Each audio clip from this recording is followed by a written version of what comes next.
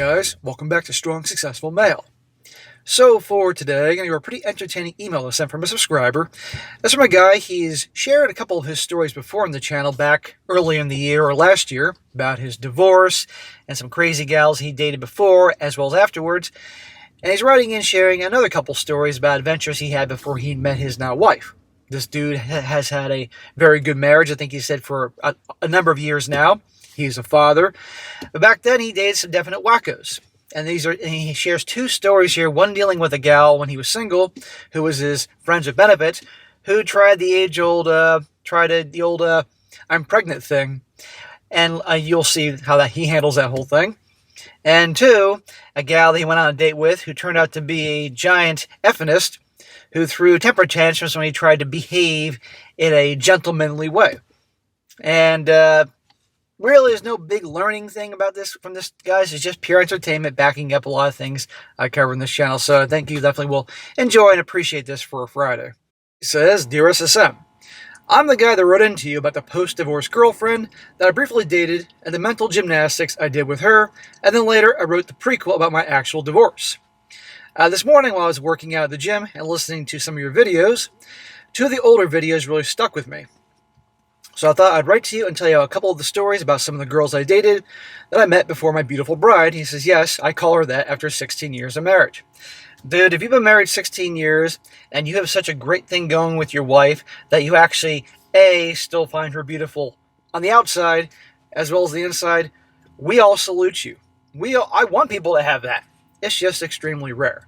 And I always welcome crazy dating stories and all that from people's past. One of the stories was about a young man that was baby trapped. So I thought I would share a quick story about a gal I dated that tried to do the same thing to me. No, never. This was in the mid-2000s when I was freshly divorced from my psycho ex, Cindy. I was busy being a single dad, working a career, and coaching soccer for my son's soccer team. I started seeing a girl that I will call Jessica. I love it that you guys are now all calling these girls Jessica after I started calling girls Jessica, because every Jessica I've ever known ever since going back to the second grade has been nuts. It's quite appropriate. I think literally this channel and all you guys are turning the name Jessica into like the female, like, you have the crazy gal called the Karens, and I can't actually say that because I got flagged once for that. Well, now the mental types that are terrible in relationships and all that, they're all Jessicas now. We're going to make that a nationwide thing, and it's going to come back to this channel and all you guys. Anyway, Jessica. I was 35 years old at the time, and Jessica was a beautiful young woman with a nice rack that was my junior by about 10 years. Okay, that's awesome. Have fun with the younger chick. You're in your prime. But you got to be careful, as you're about to show these guys. We really didn't have a lot in common, but the two of us would often get together to have fun together in the sack, with her always arriving after my son was sound asleep. I made it quite clear to her that we would have fun together, but that something more serious wasn't in the cards right now. Okay, he made that clear, and I believe him. But in her mind, she's thinking, challenge accepted. Single dad in his 30s, doing well for himself. Cha-ching. I was a couple months into the two of us having fun together on a fairly regular basis. That as we were lying in bed together, she told me she thought she was falling in love with me, and she asked me to marry her.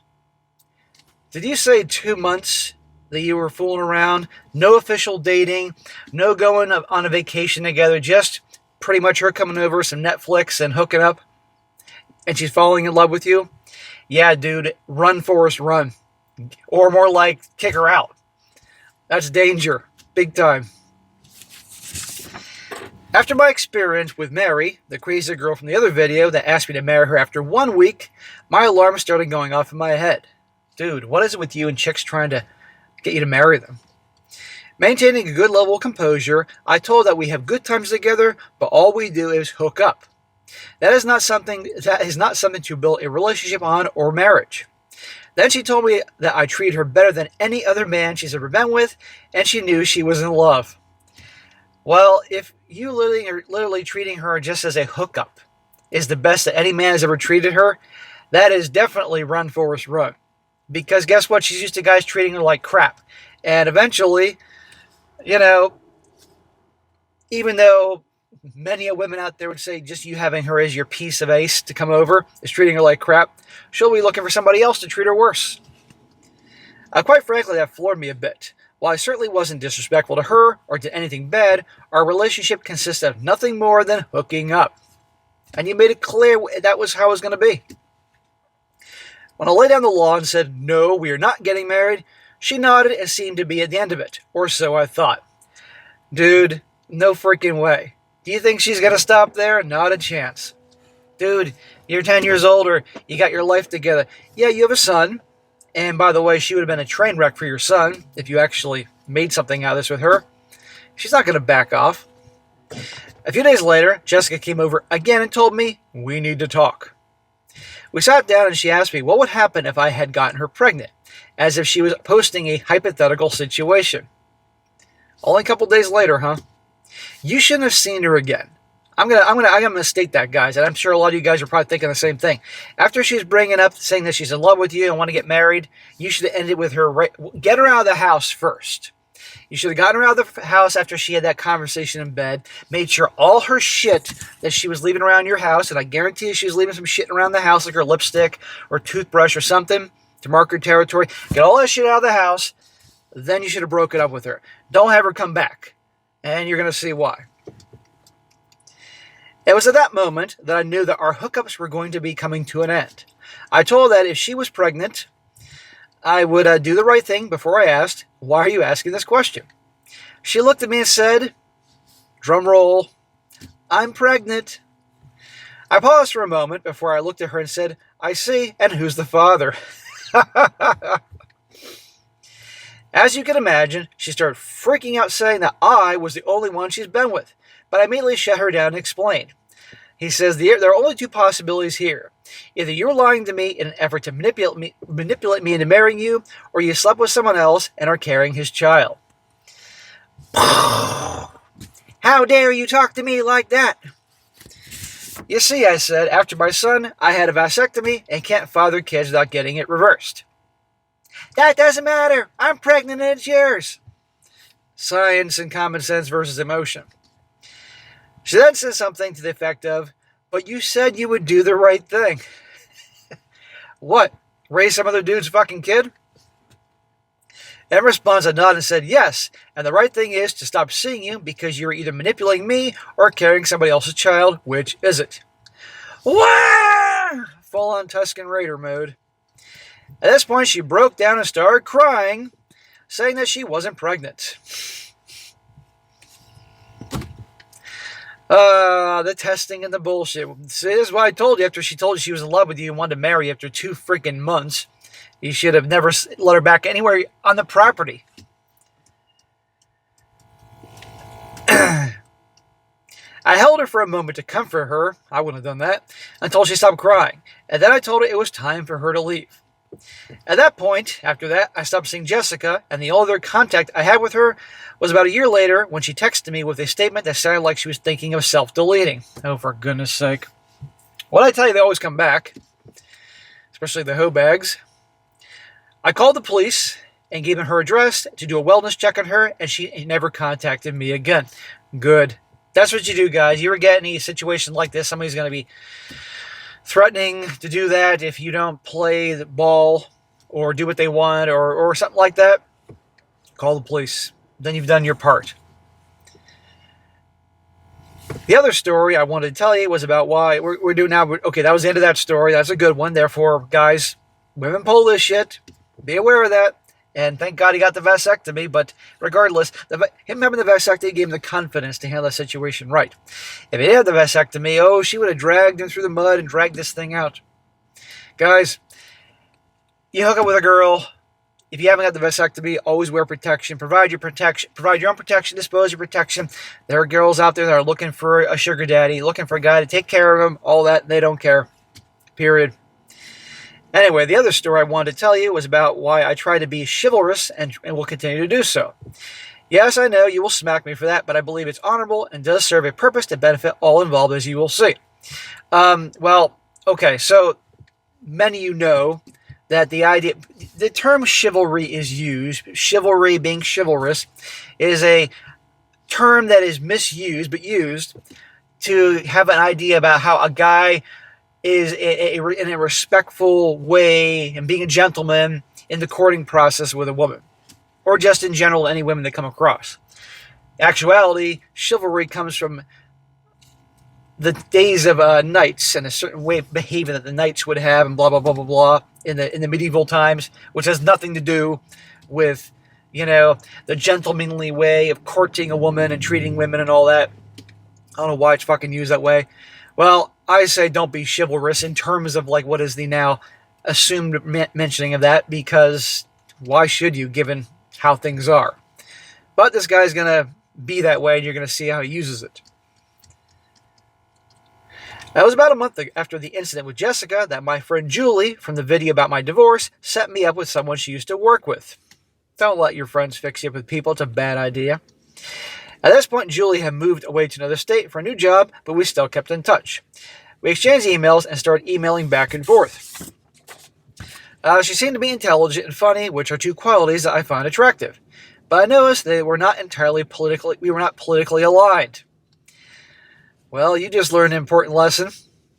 While I consider myself to be right of center, she said that she considered herself to be left of center.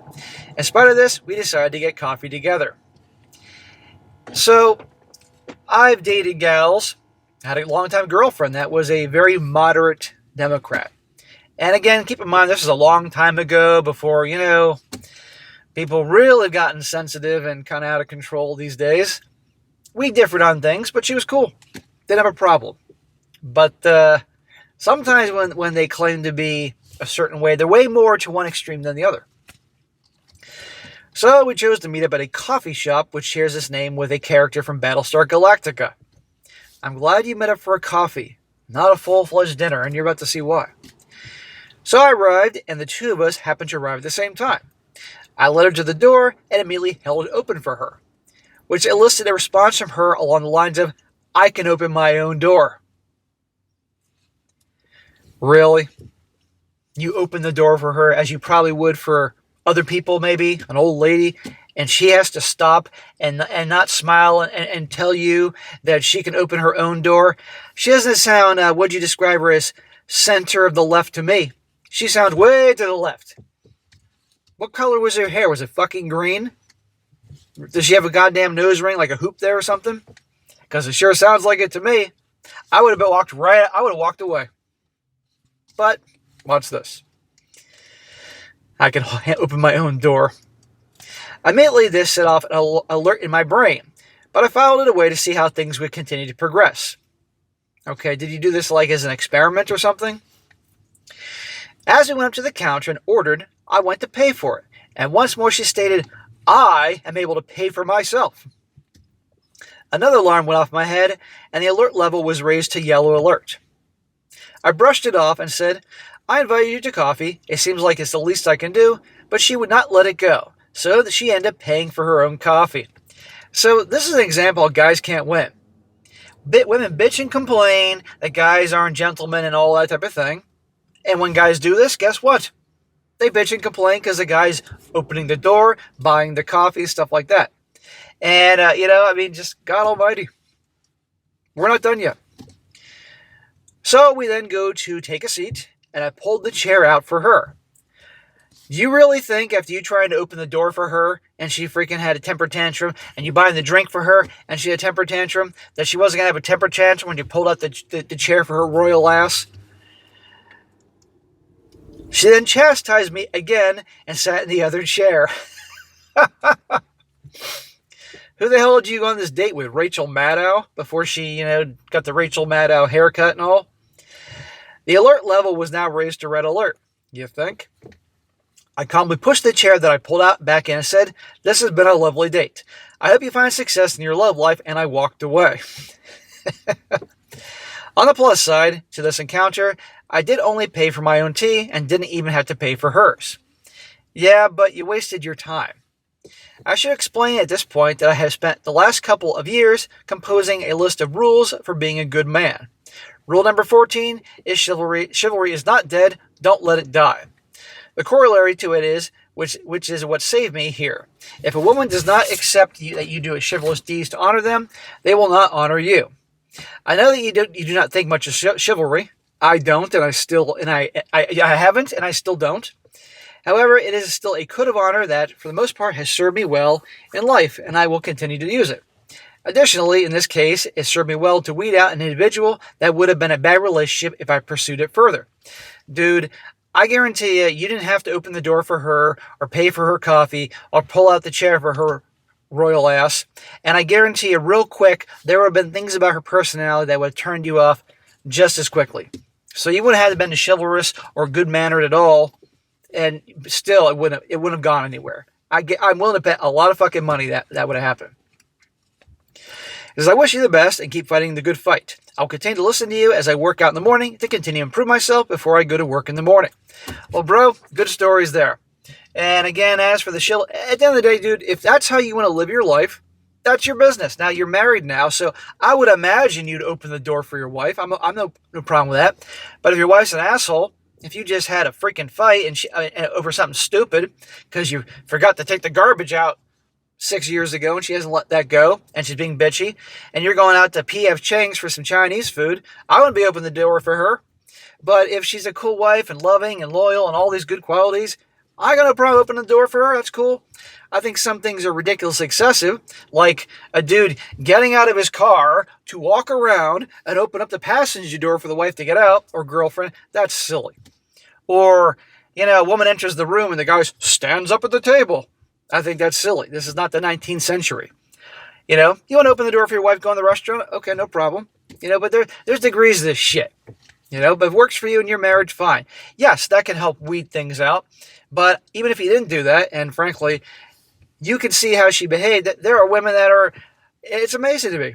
Guys act like gentlemen, and they get bitched at for it. So there's no way she was center of the left. She was way over there on the pissed off side with all the other blue-haired effing Nazis out there, and she was looking for trouble. I don't know who she maybe, I'm guessing she was probably good looking, so she thought she'd get away with this shit. Because you can have, contrary to all the jokes, with the purple hair and the blue-haired effinists, with the tattoos on their arms and the nose, the piercings and all that, you can have some darn good-looking women that you see, and they're like, oh man, she's a hottie, and then she opens her fucking mouth, and then you find out what she's really like. I have encountered some darn good-looking women that the second they speak, they're one of these G.I. Joe women, and you don't want to deal with them. But anyhow, good stories on both. We all like good stories over here, and you all know the morals of the stories. But anyhow, bro, if you got any more, definitely send them my way. All right, guys, that's it for today. Be sure to comment down below. Let me know what you think about this. And guys, you got a good story to share, whether it's something that happened recently or something that happened 30 years ago, send it my way. Just make sure when you do it, make sure you write it out well, make it easy. I can't tell you how many stories I would have liked to have done, but I didn't because guys are terrible at how they write. I get one giant long 2-page paragraph with no breaking down the paragraphs, no run-on sentences. I can't read it, and I'm too busy to edit and do all that shit. If there's an AI app that can do it for me, let me know. I'll do it. But the point is, make it easy for me to read, and your story will be much more likely to be shared on this channel. And be sure to like the video, share with your friends, and subscribe. I'll catch you next time.